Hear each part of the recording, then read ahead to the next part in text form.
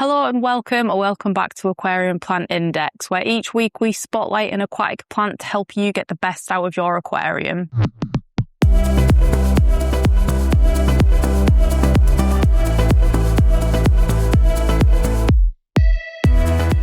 Today we're taking a look at possibly the most popular and most well-known Buce species in the hobby, Bucephalandra Kedagang.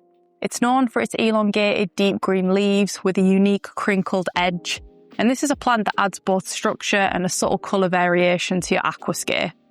So Bucephalandra Kedagang originates from the river systems of Borneo, where it naturally grows attached to rocks and wood in fast-flowing shallow streams.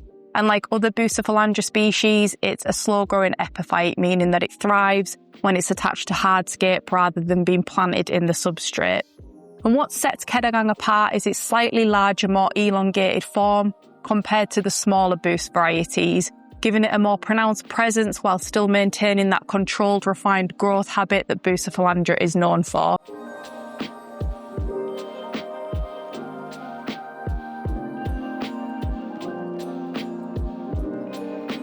It's a hardy, adaptable plant, making it suitable for a wide range of aquarium conditions, making it accessible to both beginners and experienced aquascapers. So as mentioned, Buce Kedagang is characterised by the long, narrow leaves, which create a more flowing directional look compared to the more rounder leaf Buce varieties.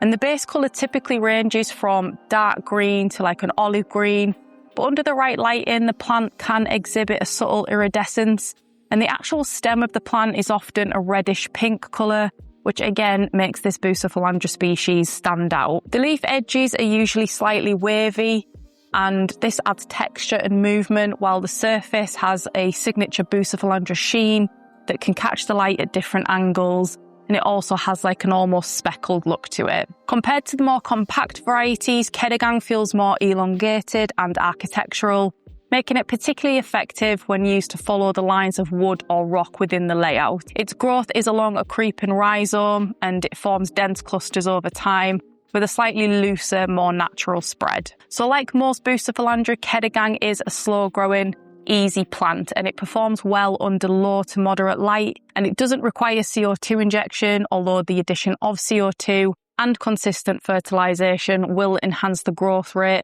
and improve colour intensity. Because of its slow growth, it is less demanding in terms of trimming, but this also means that it is more susceptible to algae if the conditions become unbalanced, particularly under excessive lighting. So stable parameters are key, as Bucephalandra in general can react poorly to sudden changes.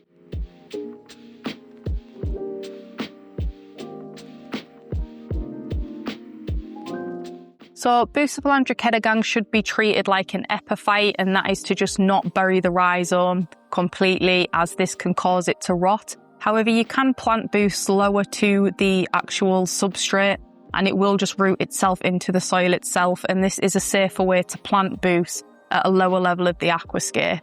But generally we see this attached to wood or rock, and we do this using aquarium safe glue. And you can position it in areas with gentle to moderate flow and allow space for the rhizome to creep and spread naturally. Its elongated leaf shape makes it ideal for placing along branch structures or rock lines, helping guide the viewer's eye through the aquascape. Maintenance is minimal, but it's still important, and it's just a case of removing older algae-affected leaves to keep the plant healthy, and avoid overly intense lighting, which can promote algae on the slow-growing leaves. And just maintain consistent water parameters to prevent any type of melt or stress with the plant. And because it grows slowly, patience is key, but over time this plant will develop into a dense established cluster. So Bucephalandra Kedagang works particularly well in nature-style and jungle-style aquascapes, where its elongated form can complement flowing hardscape, and it pairs well with lots of plants from mosses for softness and contrast, to other Buce varieties for layering, and even Anubias just for a more cohesive epiphyte look. Its darker tones and subtle iridescence make it ideal for adding depth and detail without overpowering the overall composition.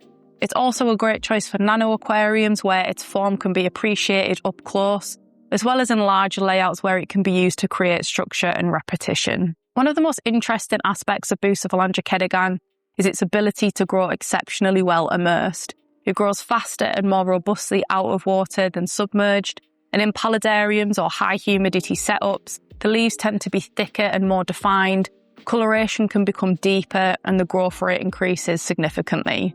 And as long as humidity remains high and the rhizome stays moist, it will thrive. A feature many hobbyists don't realise is that Bucephalandra can flower even underwater.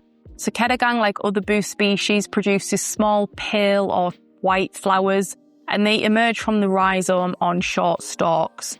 Flowering is more common in stable, mature setups or immersed or high humidity conditions.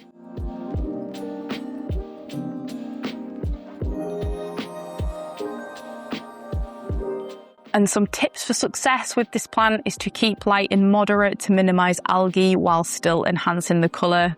Always attach it to hardscape or just be careful to not completely bury the rhizome. Maintain stable water conditions and just be patient because growth is slow, but it's definitely worth it. Bucephalandra Kedagang is a fantastic choice for aquascapers looking to add structure, texture and subtle colour variations to their layouts. Its elongated form and iridescent qualities make it a standout in a more refined and understated way, whilst its hardy nature ensures it remains accessible to all skill levels. If you enjoyed this episode of Aquarium Plant Index, please don't forget to like and subscribe. And if you've got a plant suggestion, please drop it in the comments and we will do our best to cover it. Thank you so much for watching, and we will see you on the next one.